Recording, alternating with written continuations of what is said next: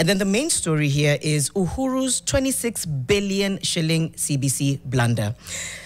A 25.8 billion shilling World Bank project to build a school infrastructure launched during former President Uhuru Kenyatta's second term has returned to haunt President William Ruto's Kenya Kwanza administration as learners continue to suffer, with taxpayers now set to pay for past mistakes of state officials. Bas.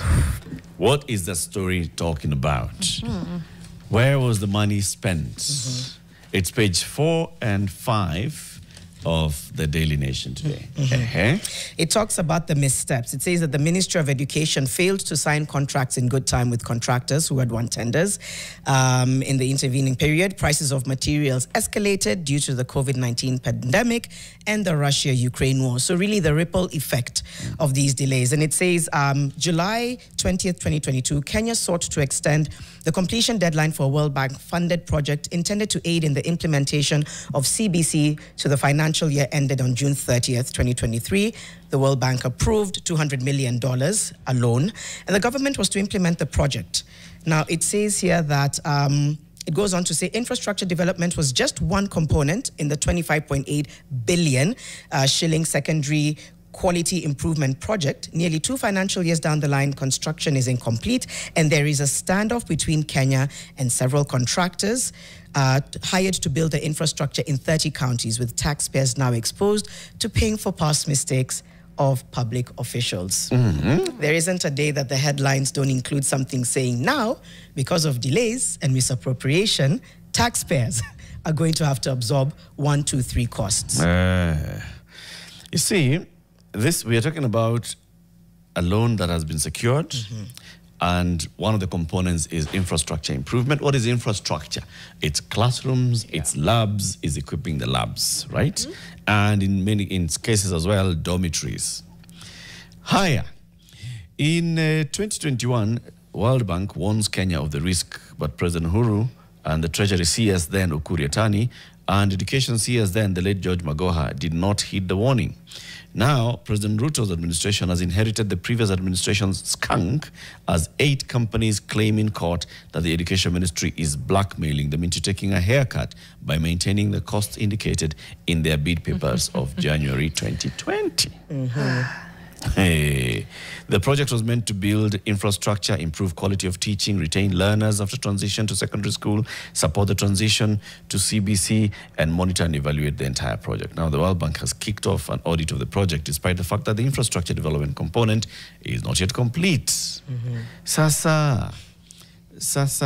Some of these companies, 8 companies, obtained a court order on the 5th of March, blocking the Education Ministry from cancelling their contracts. Right. All Weather Investment Company, Columbia Developers, Samaha Company, Glenn's Team Engineering, Lantana Africa, Globe Track Systems, and Kinder Engineering Work and Payne Agency are seeking the orders barely 20 days after the World Bank audit tender closed.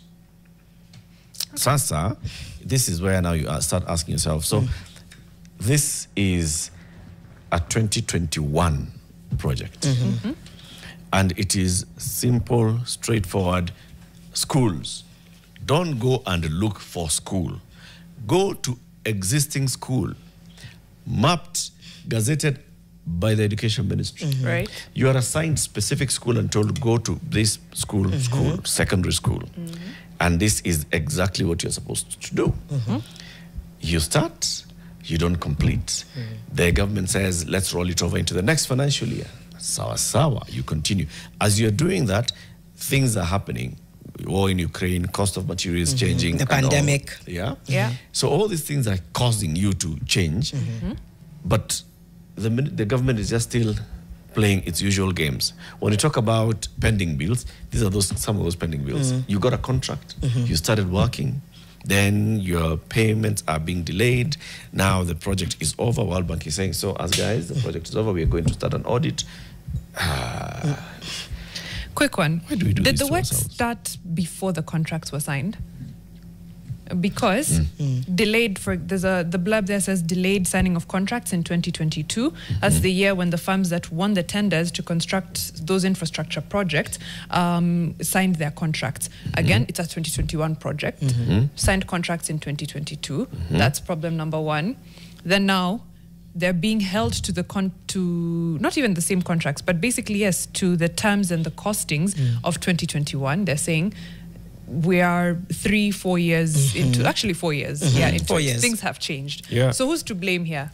You see, let's even say that the contracts were signed in 2022, fine, and we're in 2024, fine. There are 2 financial years in between. Yeah. Okay? Why was the work not complete within that and then the other question comes, in 2020 December, you are informed that you have been successful. Right. And then the following month, that AG's office objects to the case, arguing that Kenya had not received funds from the World Bank because they had gone to court in 2021. 4 successful bidders has sued the Education Ministry in 2021 to have the contract signed. You told us last year that we have won. It's 2021, a year later, we have not signed a contract. Okay? Then they go to court and they're like, hey, see, you forced these guys to sign a contract. The AG argues, you know what, we have not received money from the World Bank. So 2022 is when now you start receiving the money. Then that's when now the government is saying, so now let's vary this and go into the next financial year. Why do we just play these games back and forth? The bottom line is, who's suffering, Janet? It's the children. It's the children. It's the children.